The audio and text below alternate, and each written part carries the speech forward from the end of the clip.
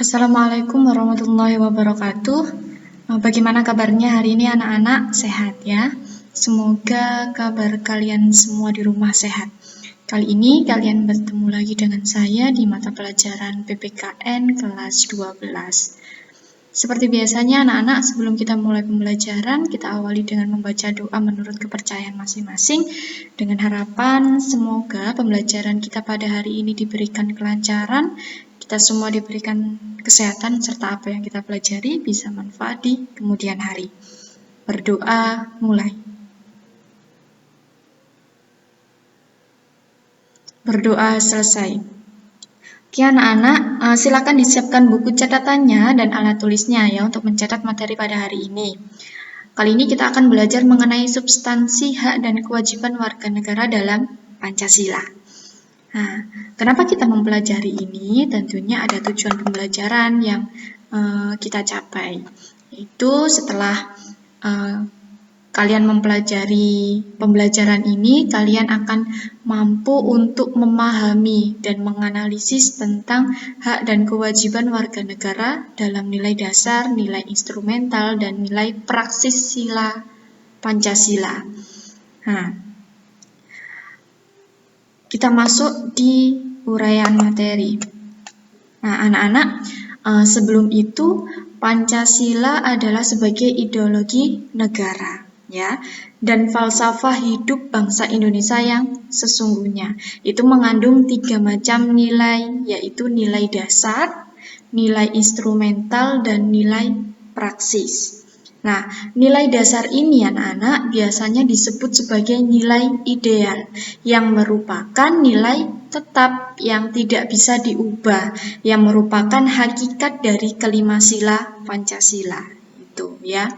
Nah, nilai dasar, apa yang dimaksud nilai dasar? Ada yang tahu? Nah, nilai dasar merupakan cita-cita atau tujuan yang bersifat universal atau menyeluruh. Nah, nilai-nilai dasar dari Pancasila tersebut itu meliputi nilai ketuhanan yang Maha Esa, nilai kemanusiaan yang adil dan beradab, persatuan Indonesia, nilai kerakyatan yang dipimpin oleh hikmat kebijaksanaan dalam permusyawaratan perwakilan, dan nilai keadilan sosial bagi seluruh rakyat Indonesia. Kalian sudah kelas 3, tentunya kalian pasti sudah hafal nilai-nilai yang ada di Pancasila apa saja, ya.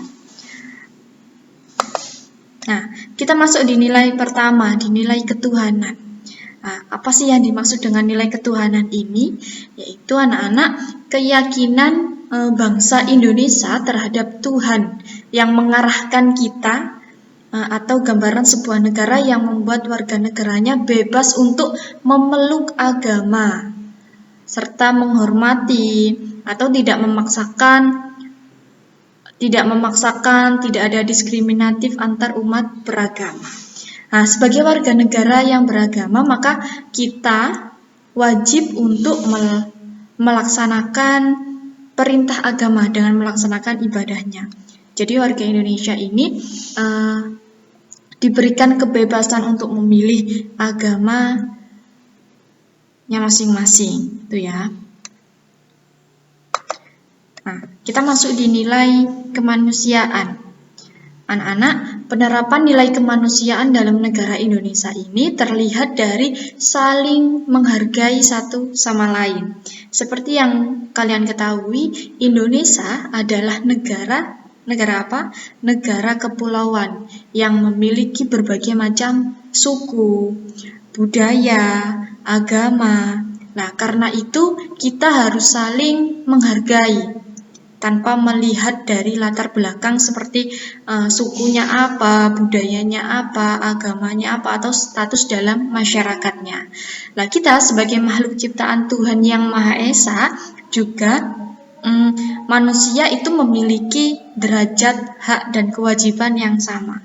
Jadi semuanya memiliki kedudukan atau derajat hak yang sama, tidak ada yang dibeda-bedakan. Itu adalah nilai kemanusiaan. Kita masuk di nilai persatuan. Nah, Bersatu. Apa sih bersatu itu? Lah, bersatu adalah salah satu cara agar negara kita ini menjadi bangsa yang kuat. Jadi, ketika kita menginginkan atau ingin mendapatkan predikat bangsa yang kuat, maka kita sebagai warga negaranya harus bersatu. Contohnya gini, kalian pernah melihat sapu lidi? Lah, ketika sapu lidi itu hanya satu batang atau satu biji, apakah bisa membersihkan semua halaman rumah? Bisa, tetapi tidak bisa maksimal dan itu akan memerlukan waktu yang cukup lama. Tetapi ketika lidi itu disatukan dan diikat, itu bisa untuk membersihkan satu halaman penuh dalam waktu yang singkat. Itu merupakan contoh. Nah, walaupun memiliki latar belakang suku, budaya, ras, atau agama yang berbeda, kita tetap harus bersatu untuk meraih cita-cita negara.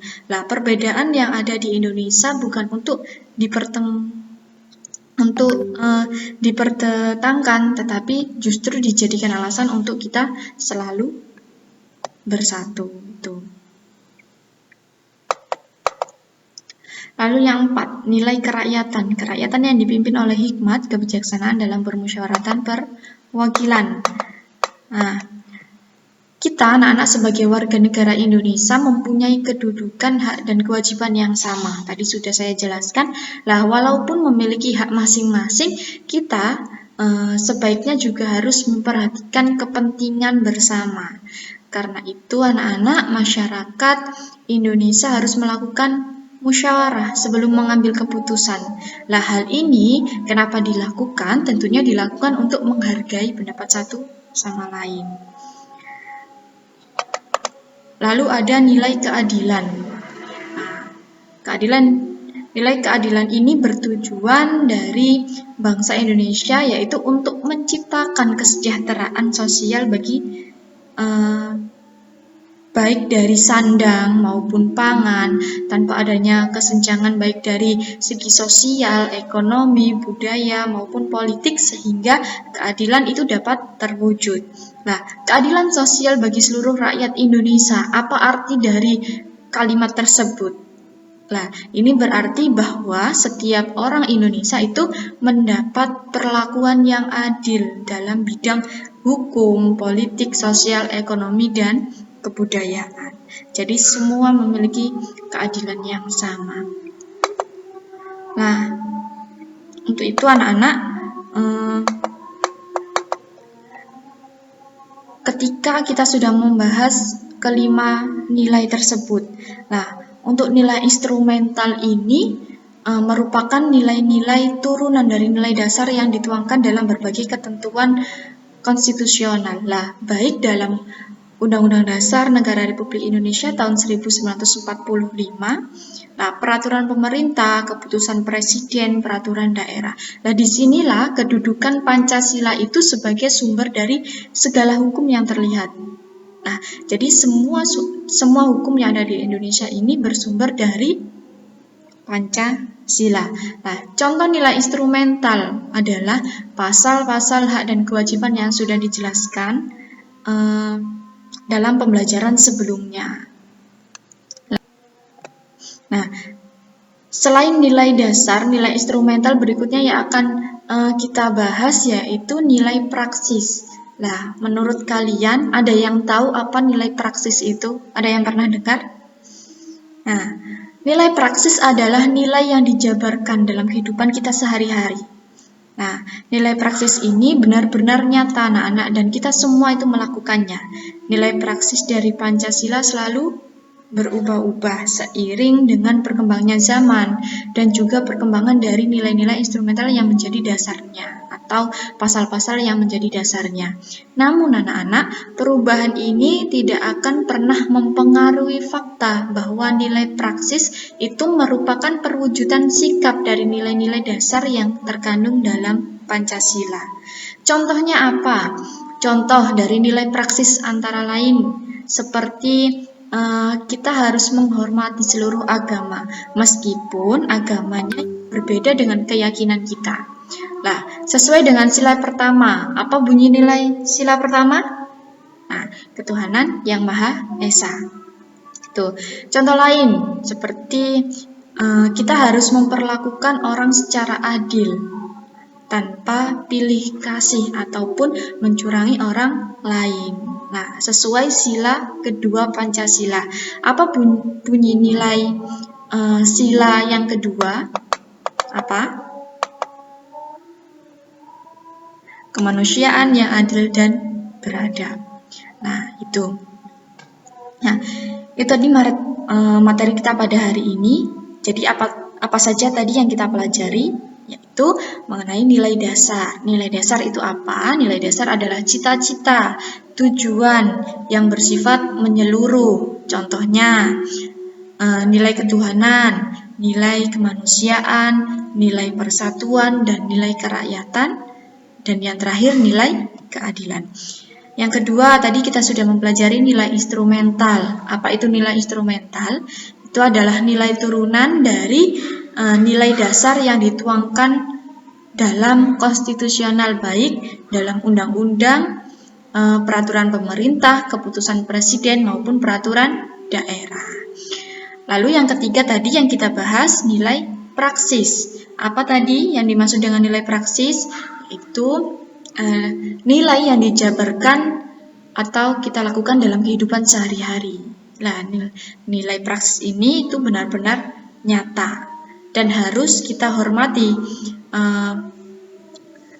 harus dihormati oleh seluruh agama, meskipun agama yang kita anut itu berbeda-beda sesuai dengan sila Pancasila itu ya. Cukup itu dari saya materi pada hari ini. Kita bertemu lagi di minggu depan di materi selanjutnya. Silahkan materi kali ini dicatat dan dikumpulkan ya. Kita akhiri, cukup sekian. Kita akhiri dengan bacaan hamdalah, alhamdulillahirabbil alamin. Wassalamualaikum warahmatullahi wabarakatuh.